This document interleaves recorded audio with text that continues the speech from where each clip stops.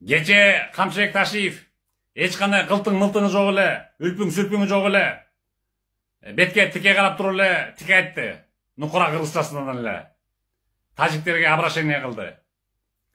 Мындан ары бизге жерде претензия коюп, үтүрөңдөп келчү болсоңор, биз да юридикалык негизге таянып туруп, илгерки кыргыз элерин силерден алып коебуз. Биз да догобуз, деп түпсүз айтты. Азамат Камчыбек Кыдыршаевич, азаматсыз. Мына ушундай болуш керек. Мамлекет башчыларынын бири деген ушундай болуш керек. Качанга чейин эле интеллигенция болуп бүлпүлдөп, жертиктеп эле назданып, душман астында үргүлөп туруш керек. Кыргыз жигиттери, кыргыз лидерлери, кыргыз баатырлары эч качан андай болбош керек. Мына могу Камчыбек Ташиевде болуш керек. Муну угуп алып көңүл айдап чыгарсыңар, кошоматтанды, үшбөгүлдү, ийилди айтмактан айта бергиле, демектен дей бергиле. Силер фейктер, троллдор несчастный. Бийликке жетпей жүргөн арамкорлор, арам тамактар айтаңар ошода. Колуңарга бийлик тийгенде көргөнбүз. Бир тийди колуңарга бийлик убактылуу өкмөткө. Талап тоноп мамлекетти урдап, сызга отургузуп Кыргызстанды. Алдыңара качып бозгун болуп жүрөсүңөр, артыңар түрмөдө отурасыңар. Көргөнбүз, билебиз силерди эле, айта бергиле. Силер айтаңар ошода, фейк троллдор. Бетиңер жабылып айтасыңар. А бирок кечеги Камчыбек Ташиевдин айткан сөзү абдан олуттуу болду. Бул өзү деген, бул киши өзү ГХМнын төрагасы, Кыргыз өкмөтүнүн башчысынын орун басары жана чек араларды демаркация, делимитациялоо комиссиясынын төрагасы. Демек, бул сөздө биз абдан олуттуу кабыл алышыбыз керек. Абдан таасирдүү айтты.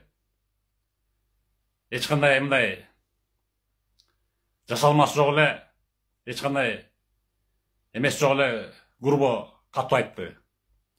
Ал эми кошуна тежиктерге, сөз түшүнбөгөн келе сол тежиктерге ошол гана керек, ошондой мамиле керек. Биз буларды көрдүк. Булардын сөзү эч нерсеге арзыбайт жана турбайт, бул тажиктердин сөздөрү. Андыктан абдан туура айтылган сөз болду, убагында айтылды. Конечно, тиги Тажикстандын аймагын карап көрсөк, почти 30-40% эле кыргыздын жерлери экен. Ошол эле Жергетал, ошол эле Мургап жана ошол Баткен областында чектешкен жерлердин көбү эле кыргыздын жерлери экен илгерки. Анан албетте бул сөздөр курулай негизде, курулай өпкө кабып айткан жок Ташиев. Ал өзү билет. Анткени акыркы бир жылда эле 125 миллиард сомго кыргыз армиясы өзүбүздүн бюджеттен 125 миллиард сомго куралдандыр. Бул деген почти 1,5 миллиард долларга куралдандыр. Мына урдобай иштесе эле, мына азыркы бийлик өкмөт урдобай эле иштеди, мына 1,5 миллиард долларга кыргыз армиясын куралдандырып койду. А 1,5 миллиард доллар деген билесиңер эмне экенин? Илгерки Акаевдин заманында пресловутый 2 миллиард доллар деген сөз. 2 миллиард доллар карыз, тышкы карызда эле жүрүп өтүп кетти го. Аскар Акаевдин ордунда. Ойлоп атасыңар? 1,5 миллиард доллар азыркы куралданып койду акыркы бир жылда. Урдобай туруп мына кыргыз өкмөтү, бийлиги.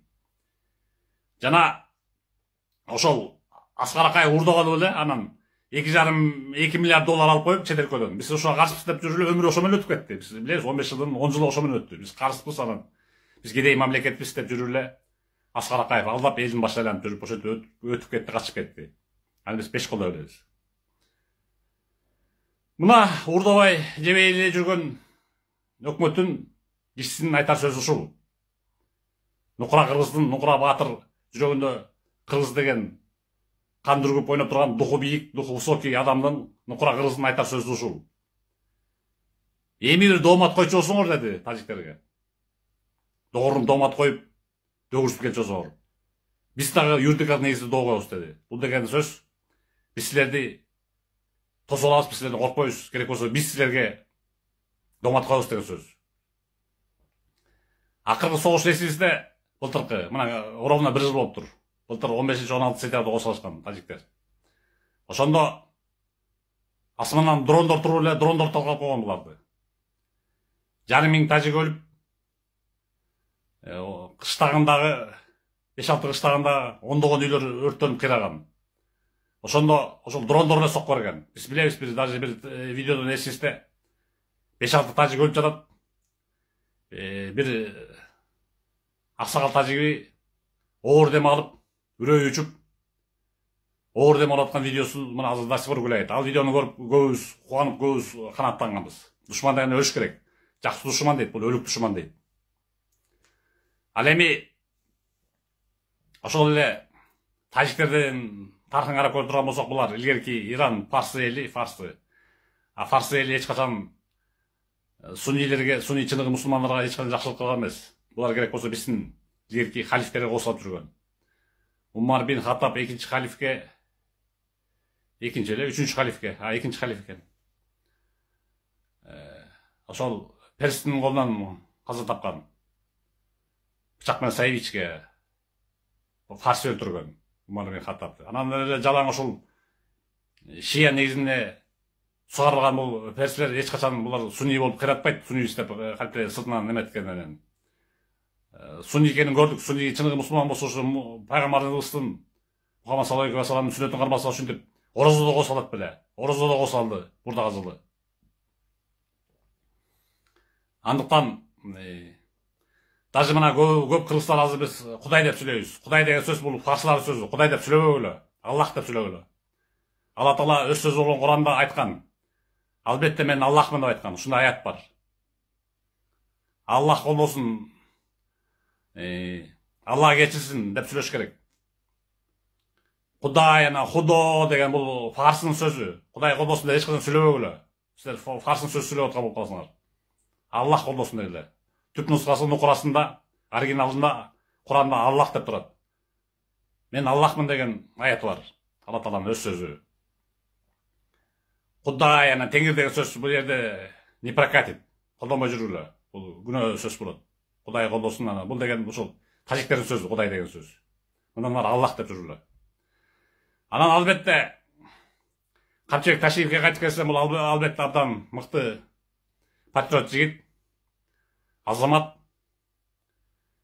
абдан жакшы айтты. Ушундай чоң должносттордо туруп, ошол жоопкерчиликтүү жерде туруп, көзү жеткен үчүн, өзүнө толук ишеничтүү болгон үчүн, өзүнө жана биздин элге, биздин армияга толук ишенген үчүн ушул сөздү айтты. Азамат иштерине ийгилик, чың денсаулыкта болуп, ошентип мамлекетке кызмат кылып жүрө берсин. Камчыбек Кыдыршаевич. Биз өз кезегинде сизди ар дайым бардык жактан колдоп турабыз. Жана дагы бузук оппозициянын сөзүнө кирбей эле калың эл журт.